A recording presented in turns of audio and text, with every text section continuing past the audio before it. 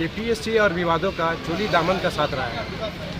झारखंड बने हुए 21 साल हो गए, लेकिन अभी तक जेपीएससी की मात्र 7वीं बार ही परीक्षा हो पाई। लेकिन पहली जेपीएससी से ही विवादों से जेपीएससी का नाता जुड़ चुका है, जो कि आज तक थमने का नाम नहीं ले रहा है। 7वीं जेपीएससी की पीटी की रिजल्ट अनाउंस हो चुकी है, जिसके बाद अभ्यर्थियों में काफ़ी गुस्सा है। जो विद्यार्थी पढ़ाई में से लेकर अपनी करियर बनाने में है, आज वो आंदोलन में बैठे हुए हैं। आप देख सकते हैं कि उनकी क्या क्या मांगे हैं। आइए जरा पूछते हैं उनसे कि क्या चाहते हैं। सबसे पहले हमारा मांग है कि एग्जाम को यहाँ से रद्द किया जाए। इतना लीपापोती, इतना हो की स्थिति में सरकार क्यों है?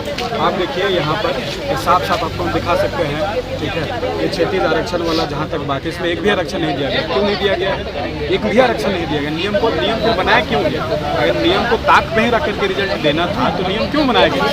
हमारा ये कहना है कि आप यहाँ दिखा रहे हैं क्लोज में, विज्ञापन में है, विज्ञापन किसी भी एग्जाम का जाता है और उसी पर पूरा एक बार ढांचा बन जाने के बाद में जब तक एग्जाम की प्रक्रिया खत्म नहीं होती है तब तक निरंतर चलते रहता है। ठीक है, सरकार कहे कि हमारा 2 ही 3 ही सेंटर से पूरे बच्चे पास के मान लीजिए, लेकिन ये यहाँ पर जो आप देख सकते हैं, यहाँ पे जो क्षैतिज आरक्षण का एक भी नहीं दिया है। हमारे साथ ये कैंडिडेट है जो उत्तीर्ण के हैं जनरल में, ये जबकि क्षैतिज में आते हैं आरक्षण, डिसेबिलिटी में आते हैं, लेकिन इनके रिजल्ट को नहीं दिया गया। परीक्षित और कहेंगे कि सरकार कटअप क्यों नहीं जारी कर रही है? ऐसे तमाम कई विद्यार्थी से बात हो पा रहा है सर, जो 130+ नंबर लाए हुए हैं, उनका सिलेक्शन नहीं हुआ।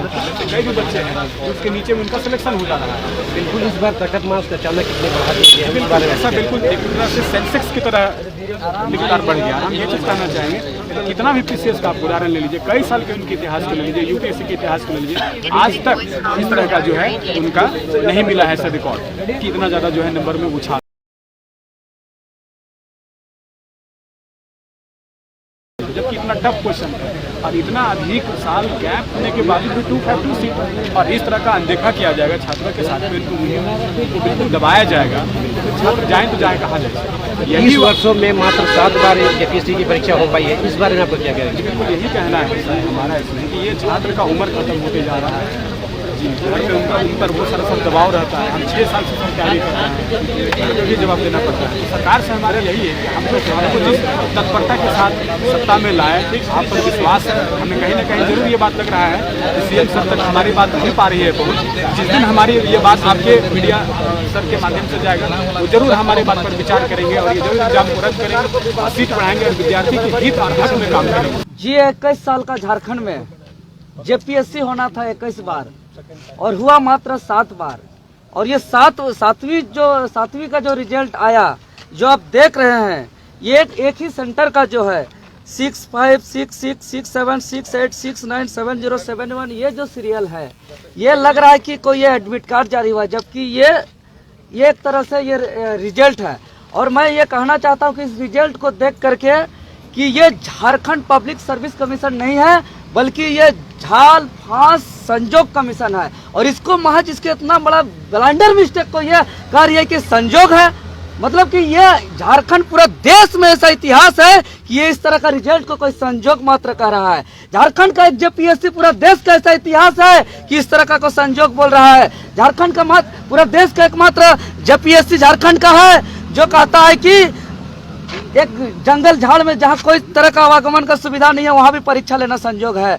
ये कह रहा है कि आउट ऑफ सिलेबस का सवाल पूछना भी इनका संजोग है, इसका आंसर शीट गलत जारी होना भी इसका संजोग है। और 1 नवंबर को जो रिजल्ट जारी हुआ और उस रिजल्ट के बाद से जो गड़बड़ी हुई है, ये साबित हो चुका है कि ये पूरी तरह सेटिंग हुआ है। और लगातार आज 11 दिन से हम लोग सरकार से गुहार लगा रहे हैं, आग्रह निवेदन कर रहे हैं कि इस पीटी परीक्षा को रद्द करिए, लेकिन आज 11वें दिन तक सरकार का जू में कान नहीं रहेगा। इसलिए अब हम लोग इस आंदोलन को अलग स्वरूप देने जा रहे हैं संवैधानिक तरीके से।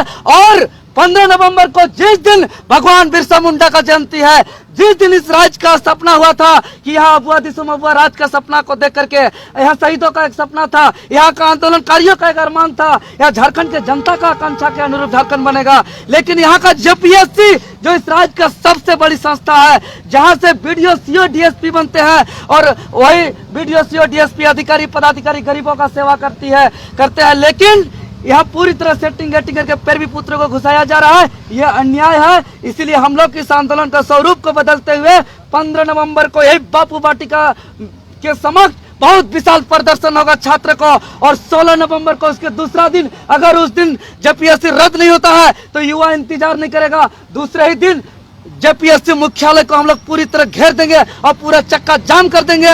ये आर पार की लड़ाई है। और मैं तमाम आप लोग के मीडिया के माध्यम से मैं तमाम छात्रों को हाथ जोड़ के अपील करना चाहता हूँ, आग्रह करना चाहता हूँ, निवेदन करना चाहता हूँ कि ये लड़ाई महज 7वीं जेपीएससी का पीटी परीक्षा रद्द करने की लड़ाई नहीं है, ये लड़ाई भ्रष्टाचार के विरुद्ध लड़ाई है। अगर जेपीएससी जो 3 चरणों में परीक्षा होती है उसमें अगर खुलेआम इन लोग सेटिंग सीट बेच सकते हैं तो जेएसएससी अब 1 चरण का कर दिया है, जेएसएससी का एक भी सीट बचने वाला नहीं है। इसलिए मैं तमाम छात्र, चाहे जेपीएससी हो, जेएसएससी हो, तकनीकी, गैर तकनीकी, टेट, जेटेट, चाहे तमाम अनुबंध कर्मियों से भी आग्रह करता हूं कि ये चट्टानी एकता का परिचय दीजिए। और ये आर पार की लड़ाई है, ये छात्रों का उलगुलान है, ये छात्रों का आंदोलन है। और ये सरकार तब भी हमारी मांग को नहीं सुनती है। जेएसएससी और जेपीएससी में अगर भ्रष्टाचार मुक्त नहीं होगा तो आगे बहुत बड़ा विद्रोह होगा, विद्रोह होगा आगे जाके, क्योंकि छात्र अब अन्याय बर्दाश्त नहीं करेंगे। सच को सच कहेंगे, चाहे क्यों न सर कलम हो जाए, लेकिन अन्याय बर्दाश्त नहीं करेंगे। अपना हक अधिकार को लेकर के जो है कि ये लड़ेंगे, क्योंकि ये झारखंड का जो धरती है ये लड़ाई की धरती है, यह त्याग का धरती है, यह कुर्बानी का धरती है। इस झारखंड में बिरसा मुंडा, सिद्धू कान्हू, निरंबर पीताम्बर, फूलो झानो, वीर बुद्धू भगत ने अनेकों ने बलिदान दिया है। इसीलिए अब यहाँ भ्रष्टाचार के विरुद्ध जेपीएससी और जेएसएससी को सुधारने के लिए झारखंड में झारखंडियों का छात्रों का न्याय को लेकर के उसी तर्ज पे हम लोग लड़ेंगे जिस तर्ज पे हमारे पूर्वजों ने लड़ा है। क्या है कि जैसा कि आप लोगों को पता होगा कि 3 सेंटर, झारखंड के 3 सेंटर में क्रमवार लोग पास किए हैं, ठीक है। तो क्रमवार 3 सेंटर में पास करने से कट ऑफ हाई नहीं जा सकता है। इस तरह का जो घटना है कई सेंटरों में, है ना, सिलसिलेवार ढंग से लोग पास करने का काम किए हैं।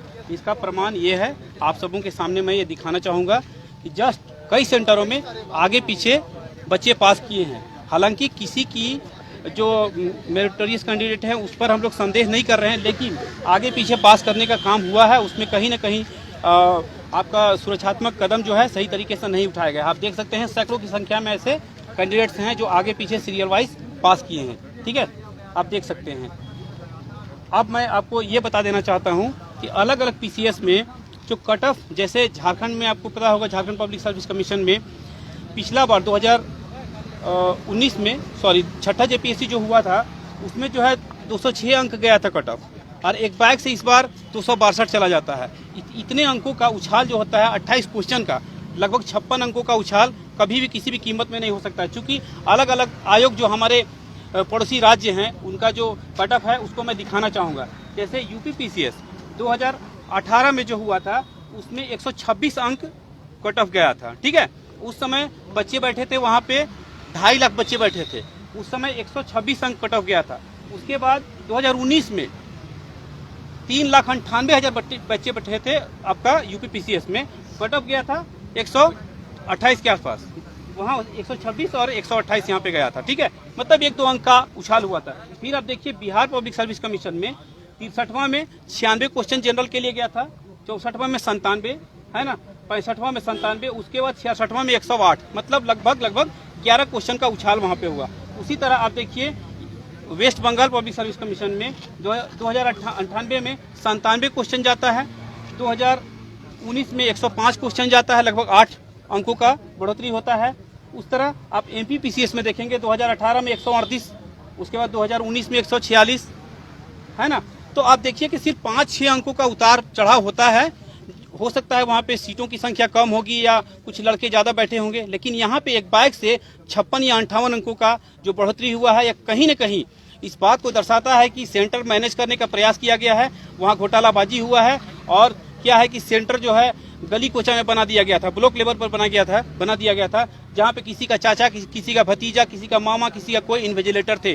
तो उन लोगों ने इन लोगों को सीधे तौर पर लाभ पहुंचाने का प्रयास किया गया है, जिसके चलते जो यहाँ पे मेरिटोरियस कैंडिडेट है, जो हम लोग जैसे बंदे हैं जो बैठ करके पढ़ रहे थे, हम लोग इस पीटी एग्जाम को पास नहीं कर पाते हैं और फेल कर जाते हैं।